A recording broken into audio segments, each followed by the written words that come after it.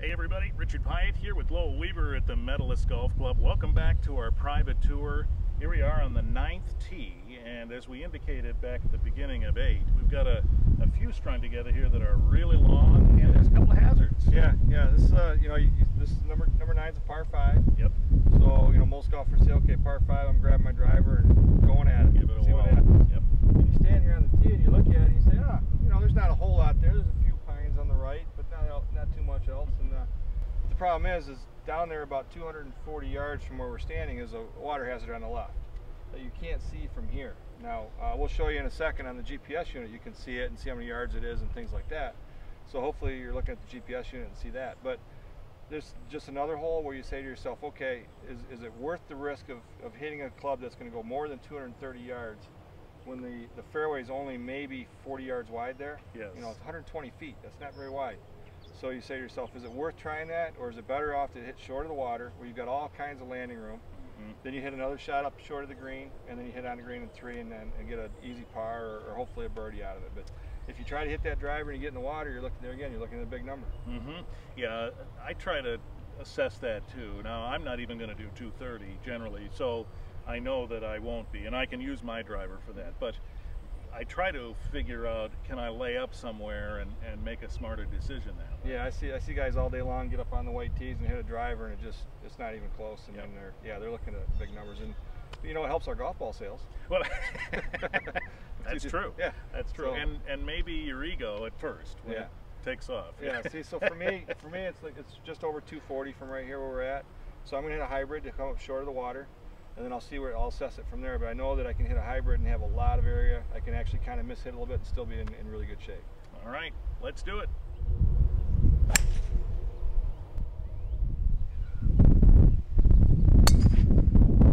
All right, so here we are about mid-range, I suppose. Here's our water hazard over my right shoulder. You can see that that's there. So in my case, it plays with my mind a little bit. I stay to the other side as much as possible. Lowell's right here in a nice spot. Yeah, so we talked about on the tee shot. So I hit a club that I knew couldn't get to the water. So as you can see how wide it is here, and you can see how narrow it gets right there. So I hit a shot, and luckily I hit the fairway, but even if I would have hit left or right, it'd been all right. So now I have a second dilemma I have to look at. Okay, I'm about 285 yards from the pin, which I can get there with a 3-wood if I hit it really well. But here's the problem. To the left of the green, just short about 100 yards out and closer, is another water hazard.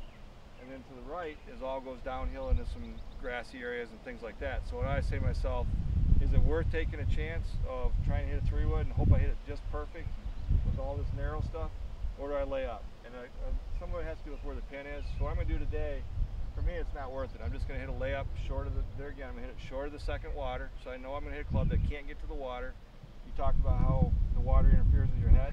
So if I know I can't get to the water, I don't have to worry about it. Right. So that's what we're going to do. I'm going to hit a little iron down there to about 110 yards, hopefully, and see if I can do it from there. So I think it's a lot better chance to do that than to try to get to the green and be looking at there again, another big number and a lost golf ball. So. Yeah, and this is stuff that you can apply in a lot of situations when you're evaluating your shots. Yeah, you sit there and you say to yourself, is it worth it? Yeah. I might save a stroke or a half a stroke, but I'm going to cost myself 2 or 3. Probably not worth it. Exactly. All right, we continue right now at the Medalist.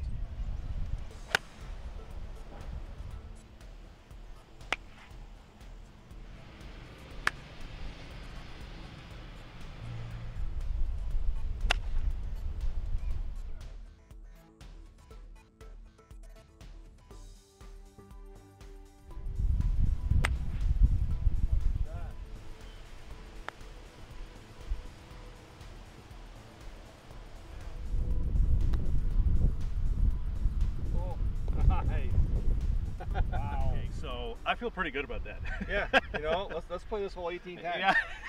Exactly.